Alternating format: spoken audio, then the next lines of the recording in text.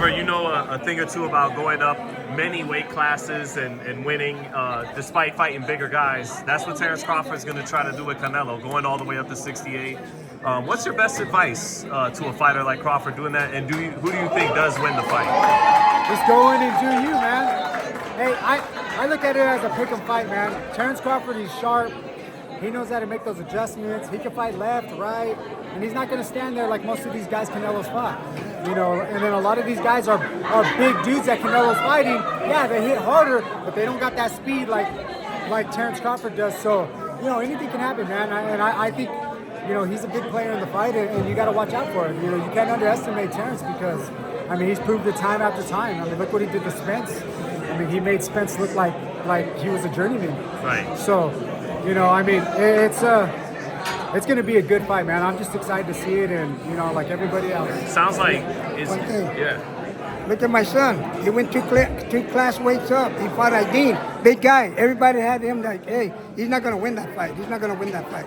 But like Robert said, you be you. You know, he's got a good chance of doing it because my son went up two or three classes weight to fight Aideen. Look at how big Aideen was, bro. And we took his belt, bro. So, hey, anything can happen, bro. When you're a fighter, you're a fighter. Crawford's a good fighter. Canelo's a good fighter, but hey, styles make fights, bro. So it's gonna be a good fight. You know the one thing with Terence is I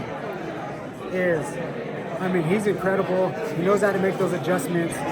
He reads everything. The only thing that like I can't wait to see is how he's bulking up. Some guys overbulk, you know.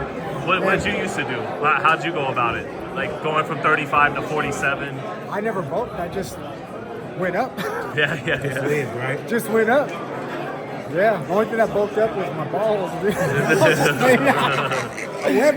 No, I just, you know, I just had that urge to get in there and I didn't care if the guy was bigger or what, you know, I would get in there and fight and work hard, man, and bang the body and just try to be relentless in there. Robert, it's clear, like, as a fellow southpaw who had to go up a lot of divisions, like, you just got a lot of respect for Crawford. Oh, definitely. I mean, I got respect for every fighter that gets in the ring, man. I mean, you know, it takes a lot to get in there and prepare for fights, and you know, you can see the separation from the best and just average because of the work. And you know, you look at Crawford till this day. I mean, you know, no partying, nothing like that, no drinking out there or staying out.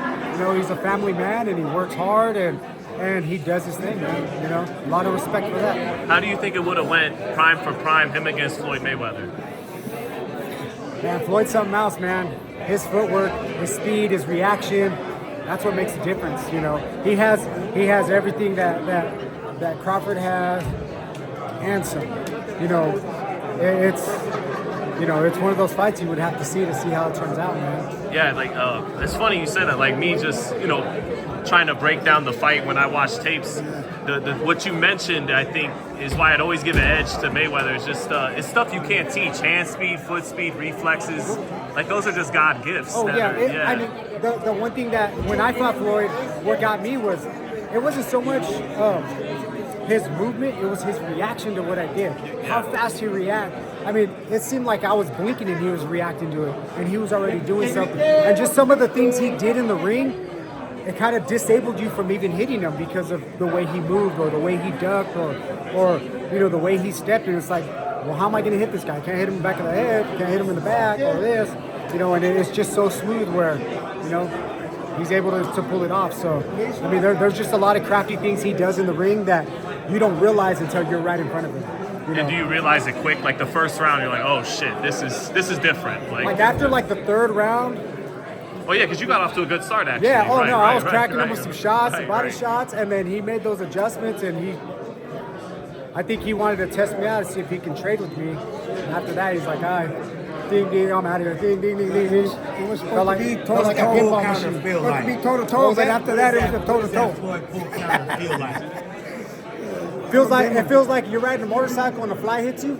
That's how it feels. But you're running into 10,000 flies. But, you know. Well, yeah, because Crawford, in that hypothetical matchup, he knocked everyone out he ever fought at welterweight. So some people would say, hey, Crawford, he's got speed like Mayweather, long arms like Mayweather, but he punches harder than Mayweather. So Yeah. maybe, I think that'd be the argument for why some fans think Crawford would have beat Floyd. But Floyd does got punching power. I mean, look, he put Victor Ortiz out, which was, controversial, but right.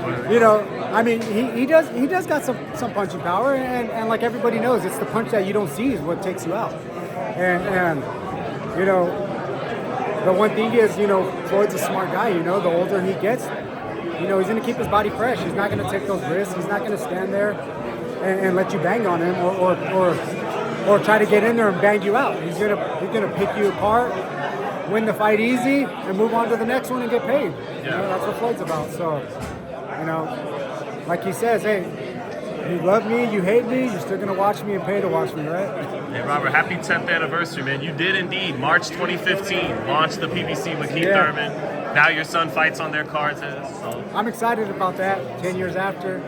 Yeah, it's cool. That's cool, man. Salute to you, brother. Thank you very much. I appreciate that. Thanks, Robert.